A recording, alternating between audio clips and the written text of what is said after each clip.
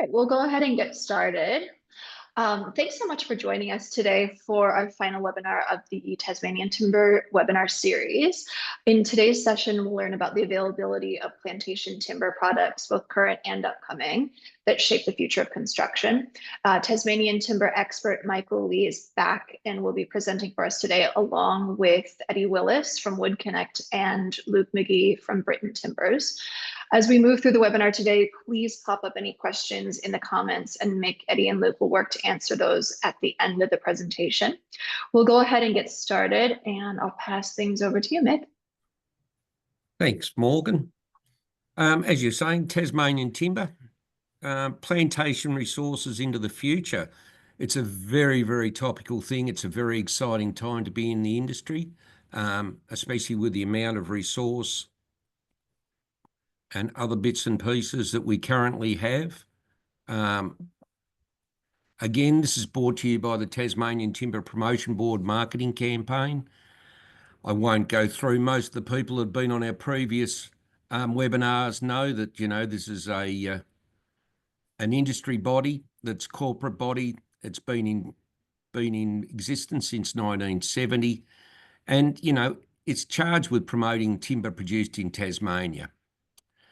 Research into wood and derivatives, sawn timber and timber products, market timbers and timber products.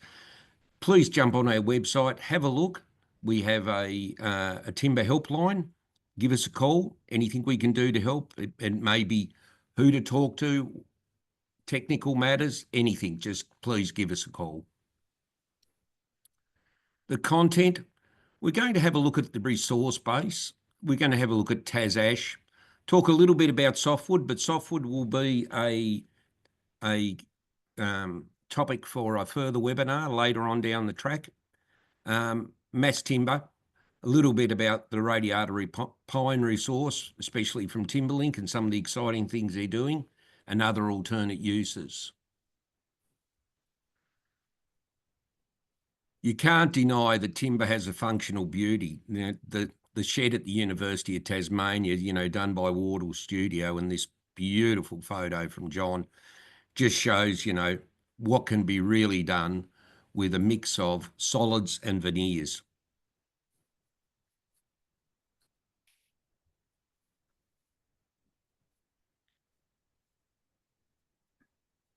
Sorry, guys. Aesthetic appeal, again, another view of the shed. We've used this because it's the latest in the build series from the Wardle Studio for UTAS in the north, and it just shows this magnificent use of mixture of plantation and native woods. A lot of this material was supplied by Ash Timber in Victoria, utilising Tasmanian Timbers. Okay, the Plantation Resource probably falls into two areas: public from Sustainable Timbers Tasmania, and private, large institutional investors, the likes of Forico, Reliance, people like that, and local investor landowners who are trying to turn their hand to looking at what can be made out of this material and what returns they can get. Remembering that a lot of this material was first placed into the ground, especially the private, for looking at wood chips. And now, everyone's looking at what we can really do with this resource. So I'll just grab Eddie online now. And Eddie's a forester, as a lot of you would know from Wood Connect, and specialises in certification. And I asked him some of these questions, and some of them he didn't really like, but let's see what we can get out of this. Yeah, so, thanks, Nick. What does the term even mean, Eddie?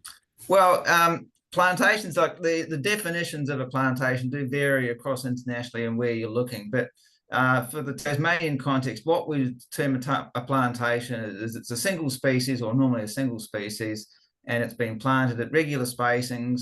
And the idea is that it's produced solely for intensive management for wood production.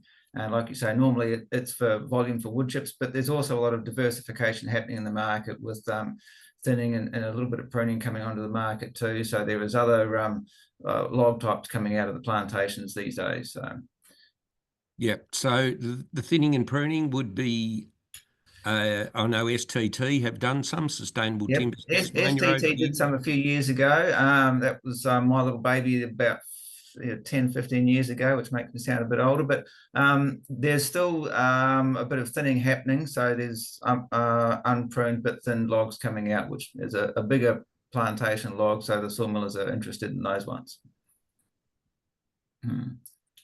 How does it fit into our certification systems? Because this is really key, because if it's not certified, it really isn't what we want to be looking at. So how does this all fit in? That's right. Well, certification, it covers all forest types, but with the plantations, both certification schemes, so in terms of responsible wood and PEFC and FSC, will not certify a plantation that has been established on cleared native forest that was cleared after end of 2006.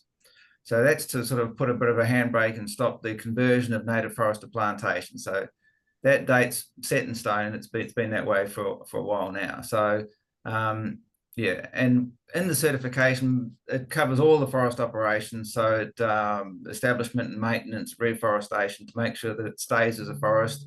It covers the fertilizer use, minimizing fertilizer use, as well as chemical applications that's required for the management. So we can pretty well guarantee then, mate, if it comes with a PEFC or an FSC certification, that we know that it's well looked after, it's sustainably managed, it's well resourced. Yeah, it's been independently verified and audited that everything is happening as it should be. So and in Tasmania, you some of the big industrial estates do have FSC certification on their plantations, as well as PEFC responsible wood. So you can have dual badge plantations in Tasmania. Excellent. Now, this is a question that I asked Eddie that he hid under the table and didn't want to answer me, but I've been asked this so many times on the timber hotline over the years, and not just from the Tasmanian standpoint, but does a plantation guarantee sustainability? Yeah, so the short answer is no, it doesn't. What guarantees sustainability is a certification. Plantations are basically the alternative to native forest harvesting. So in a way, they complement what we're doing, though, because they're producing a volume from a very small area. So, there are chemicals inputs, and there's less biodiversity in a plantation.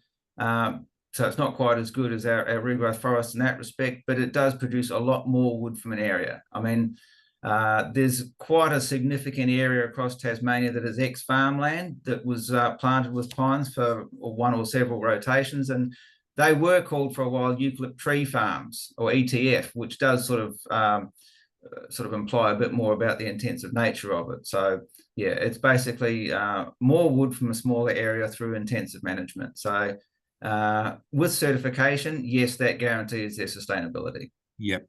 So again, look for the certification. Have a look on the Wood Connect website. Jump through the Tas Timber website as well. I know the company that Luke works for, Britain's Timbers, have their own and have some private, as does some of the other larger players like Neville Smiths, etc. So everyone's into this. They're all certified. They're we're looking at putting the best product out of Tasmania into the market. But I think it just is a question. It's not just plantation, it's certified plantation.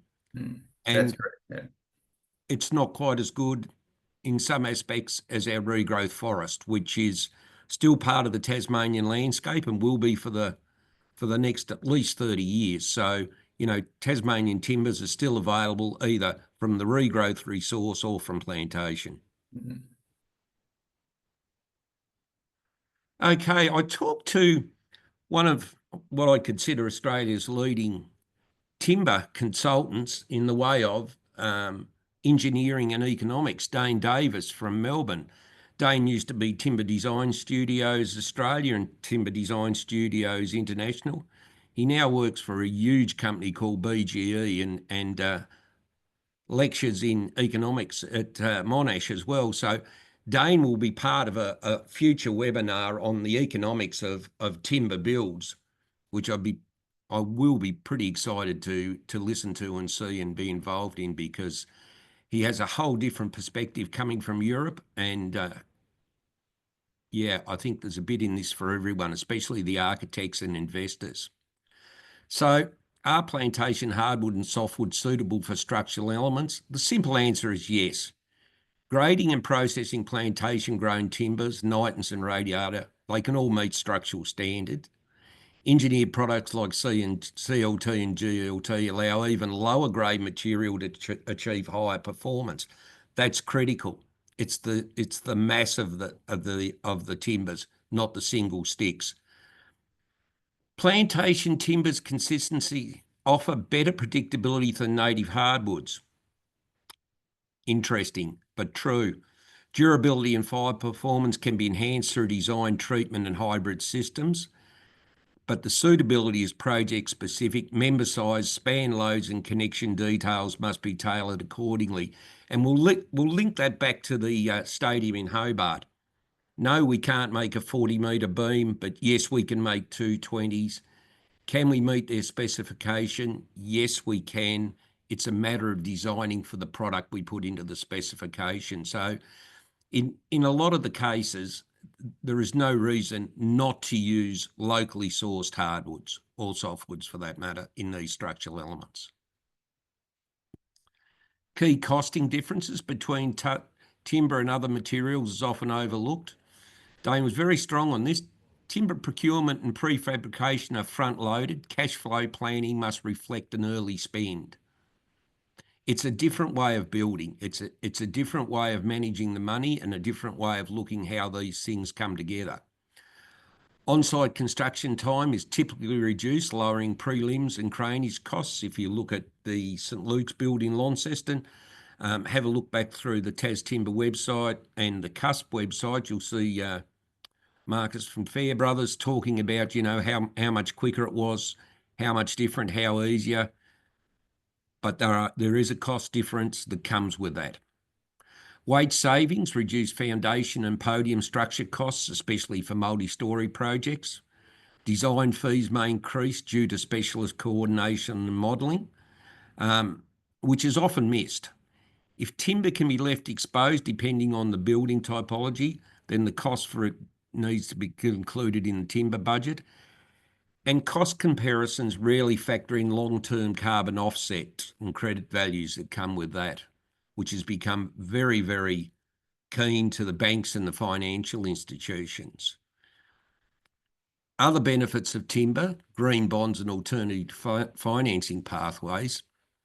A lot of the bigger builds are eligible for green bonds, sustainably linked loans or concessional finance, especially when third parties certified. This could provide a greater reduction in interest rates for the developer. And we're talking massive amounts of money on these larger builds. It is truly a saving. Projects can attract impact investors or carbon credit pre-purchase agreements, improving the funding stack. Lower embodied carbon footprints align with corporate ESG goals, making projects more attractive to tenants and capital. So if you've got companies that are truly green, are truly looking to, offset their carbon to actually do some sustainable building, it's the costings work through. Demonstrated carbon savings can be monetised or reported in sustainability disclosures, and government and local councils may offer grants or planning incentives, which we have seen for sustainable building initiatives. This doesn't work for all builds. There are some points where steel and concrete still trump timber, and it depends on the size of the build. And a lot of the times that comes back to a hybrid answer. And this is why we really like to get Dane on to explore this in some length.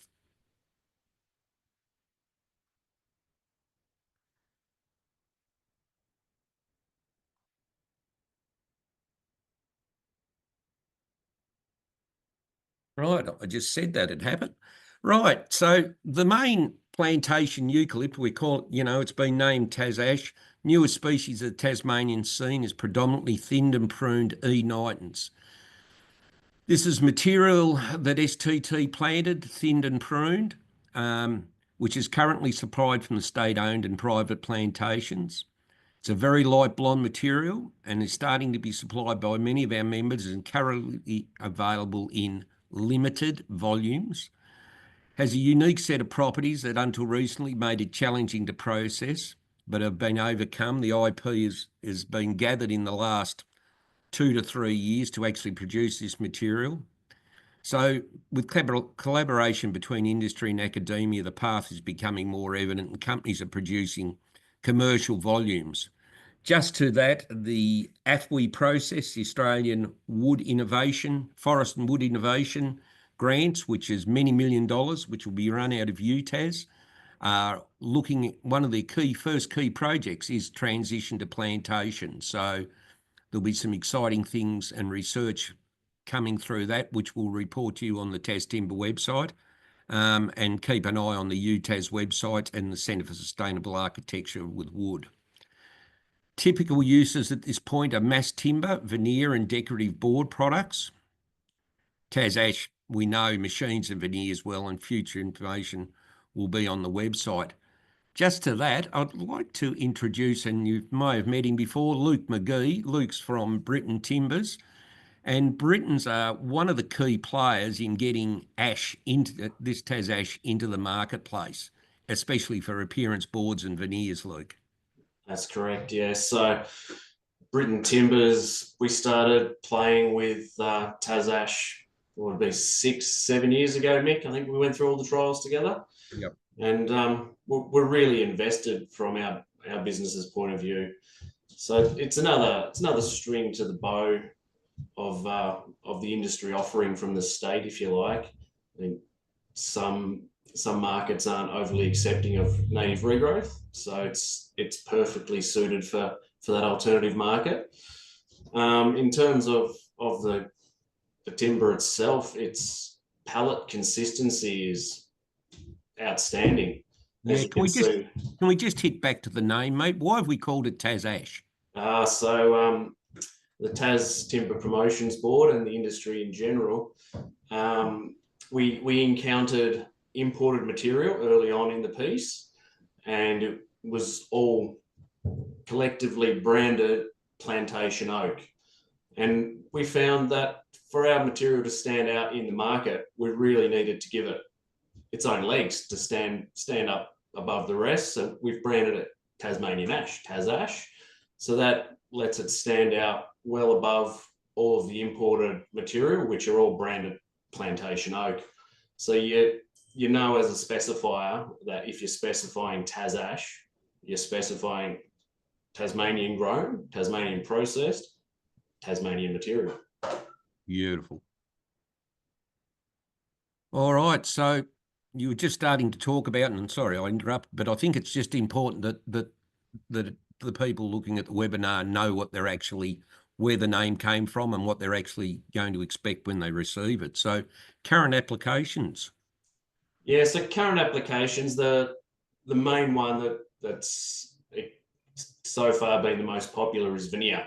It makes an absolutely beautiful, clear, consistent veneer. You get huge batches, colour palettes all match all the way through. St. Luke's building is one example, as well as the shed, both in Launceston here in Tasmania, showcase the material beautifully. Outside of that, we're also moving into the solid sphere as volume starts to accumulate. So we've got joinery applications coming through. So we've got solids available in 25, 38 and 50 mil and increasing as we progress through. We've also started with some moulded items. If you look over my shoulder here, this shelf actually has some Tas Ash VJ lining as its backing. So perfectly suited for joinery application, a furniture application. And we've also dabbled in a little bit of flooring, which Mick and I touched on prior to the webinar in our pre-webinar chat, which we're both very excited about. So our first job lot has been sent out and installed in Hobart in the south of the state. And we're both very keen to follow up on that and get some technical specs and back up the application of the product in that application. This follows on work by UTAS and Kaluni at UTAS on a flooring project where Knightons was placed with a lot of other materials, Tasmanian materials, and even things like blackbutt into a walk floor that was actually measured afterwards and performed quite well. It sort of flies in the face of it has to be harder to work as a floor, and we're very, very excited, Luke, that you're actually jumping into this area, and we'll be really keeping an eye on it. Also to note on the beautiful St Luke's build in this render that Cuffs, who I formerly worked for, supplied the penultimate floors in there, and that's also eucalypt Knightons, and it's a gorgeous, gorgeous floor. So, yeah, we talked about veneer, and it's interesting that veneer is a thin layer of timber sliced from a larger piece. And I think it's true that you guys have the only large-scale slicer left in Australia, Luke?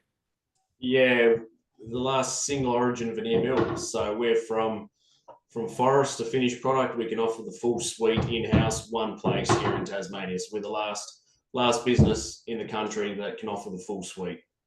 So this is sliced, not rotary peeled, so it's available to be book matched. It can be rotated, it can be end for ended, it can be graded. It's a perfect thing.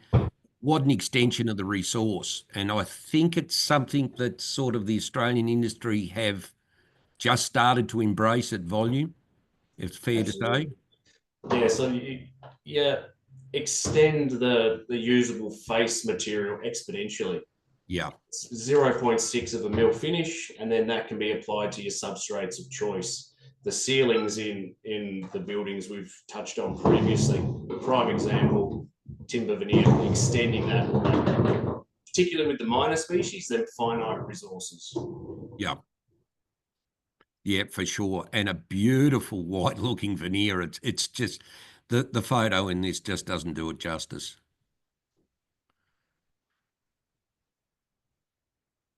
Okay, so the veneer is available. As you say, 8x4 sheets. Talk to Britain's Timbers. Go through yourself or the Somerset Mill to have a look at the product. Yeah, it is really the highest end of that plantation production, isn't it? It is all from pruned butt end of the log, so it's the cleanest, best Knightons we can purchase that we slice our veneer out of. Which does bring another talking point. We do have other veneers, and that are made from up the tree, and we've looked at that, and they're still being researched.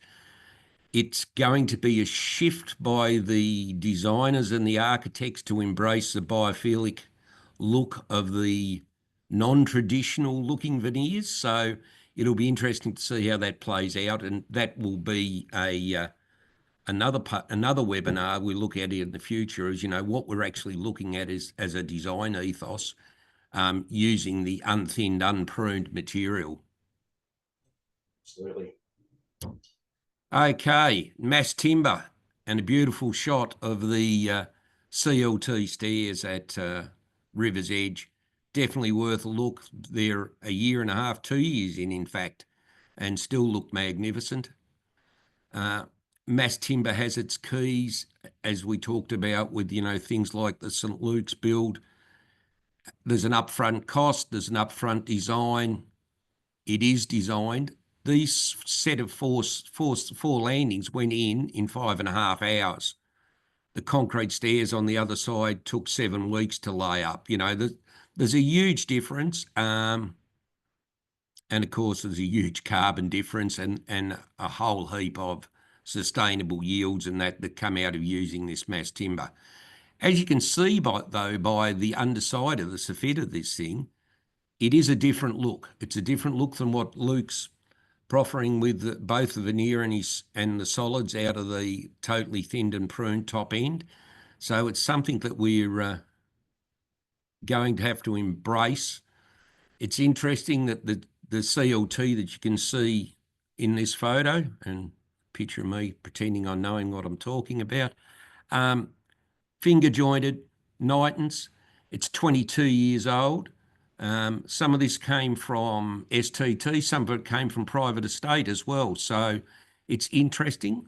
Finger jointed applications are brilliant, but not only for appearance, but also for link structure. And there is so much more of this material that we can use, and we're just learning that it's not softwood, it's hardwood. So some of the things that we would traditionally have finger jointed out previously can be left in for a whole heap of reasons. I believe, Luke, that you're also doing finger jointing? Yeah, we're in the very early stages of our finger jointing journey, but it's one we're very excited to jump on with this material, that the color consistency, the palette, not just in the veneers, but in the solids. But as Mick can attest to, you can't see the joins unless you're specifically looking for the joins in this material. That's how consistent the color palette is. So it's perfect for our end users for appearance grade battens for screens, and it's going to be for a long time. It's going to keep a lot of specifiers very happy in years to come, I believe. Yeah, so we can use smaller pieces, make them back into bigger pieces, and for set lengths. And take them, yeah, set lengths. That's the key to it. Very little waste on the floor. So, you know, please, all of the players in the Tasmanian Timber promotion board, or most of them, have access to finger jointed material, or finger jointers, McKay's, Neville Smith's, Britain's. So, you know, it's become part of the landscape.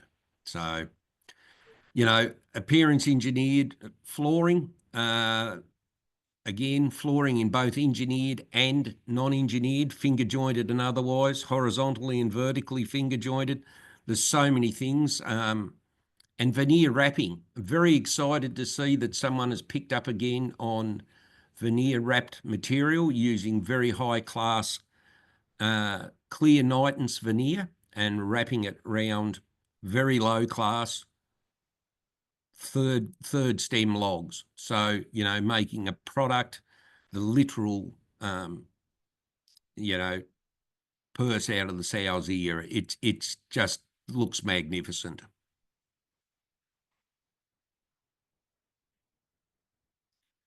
Again, River's Edge. Oh, sorry.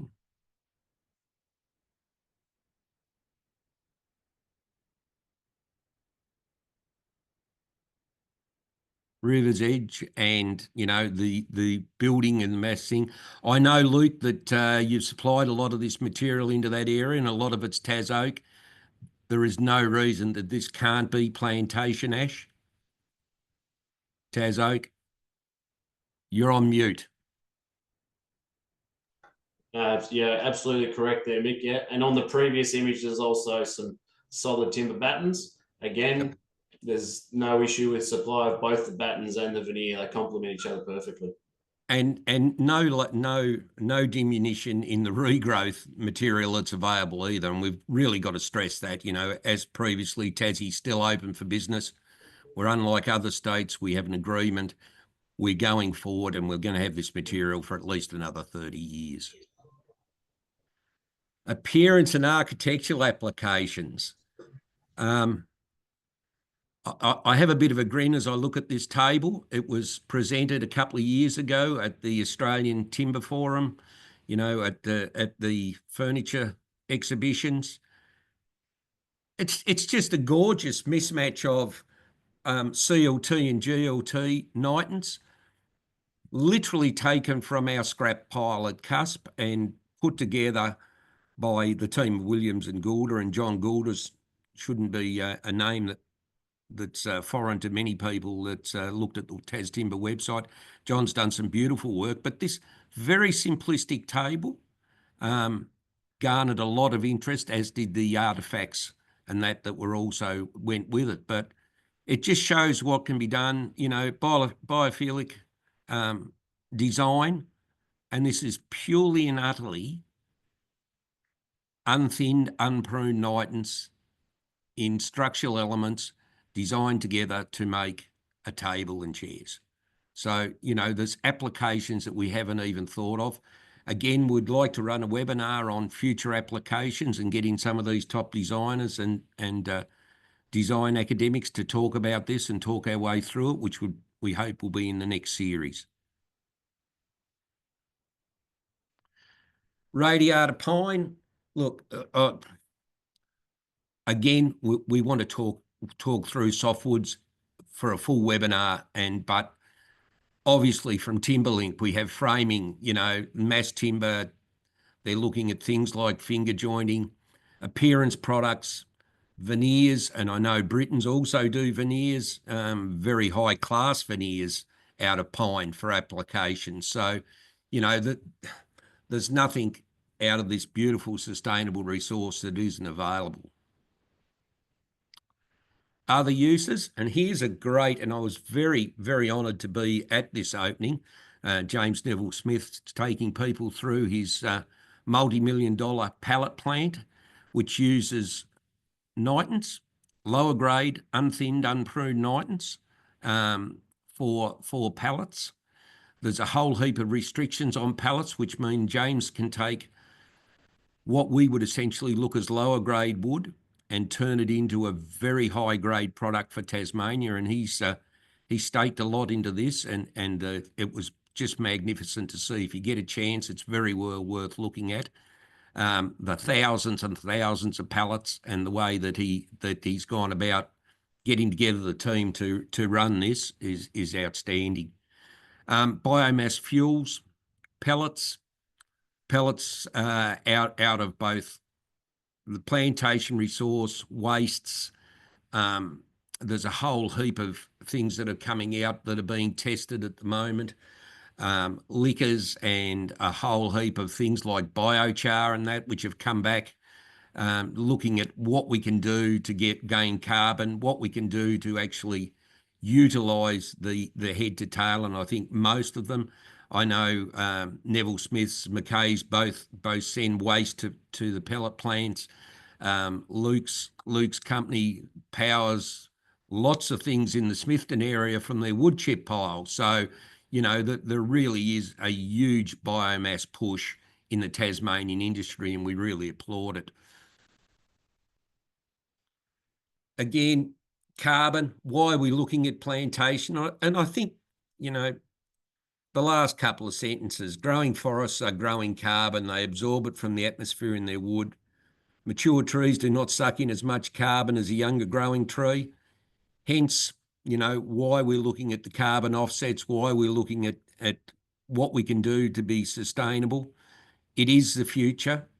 It doesn't diminish what we have in the regrowth, but it is a chance to grow the sector. If you jump onto the Tas Timber website, there's a couple of beautiful articles on carbon footprints and environmental impacts, how forests store carbon, and how timber products use less energy. Where to now? Well, we've just looked at what's available. Please give us a call on the Tas Timber helpline, and we can put you in direct contact with the people you need to. Thank you, Luke and Eddie and Morgan. And Morgan, if you'd like to, we got any questions or like to wrap up? Yeah, if there's any questions, just feel free to pop them into the chat, and Luke, Mick, and Eddie will work to answer those right now. While you're thinking about some of those questions, I'm just going to pop a link in here to our newsletter. So stay in touch with us. Go ahead and subscribe there. We will be doing another webinar series in the future. So if you want to subscribe and just stay tuned for more details on that, just pop that link in there if you want to go ahead and subscribe for that information. Beautiful. As I say, all these things will come up on the Tas Timber website. Again, the 1300 number, give us a call. Or, you know, you can directly go to the mills, but we can push you into the right direction. Again, you know, Wood Connect for anything to do with certification in Tasmania, they hold the group schemes and that. And my lights went out again, so I'm very sustainable today. Yeah. So if there's no questions, Morgan, or anyone thinks of anything, shoot us a question on the on our email. Great. Thanks, Mick, and thanks, Eddie and Luke, for joining today. Thank you. Thanks, guys. Looks like we've got a question, team, We've got a question. from Lars.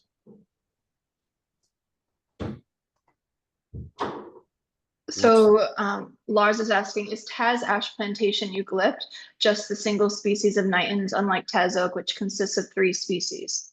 It surely is. It surely is. Nitons is the predominant plantation material in Tasmania. Eddie could answer a bit more on that. We do have a small amount of globulus. It's not frost tolerant and therefore didn't grow very well in Tasmania. Eddie, you got anything else to? Yeah, that basically sums it up, Mick. The Nitons is the main estate component of the plantation estate. The globulus, although it was native, it didn't seem to grow very well in a plantation environment, whereas the Nitons did. So yeah, it's referring to just a single species in this case. Yep.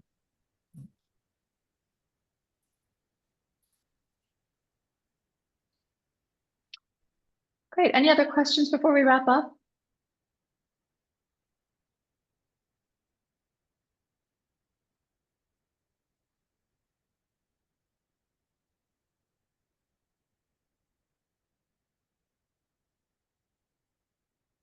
Lovely. As I say, if you have any, give us a call on the hotline, and please jump onto the Tas Timber website. It's just been revamped. It's very well worth a look, and links to all of these guys. So yeah, please give us a call or jump on and have a look. Wonderful. Thanks, everyone.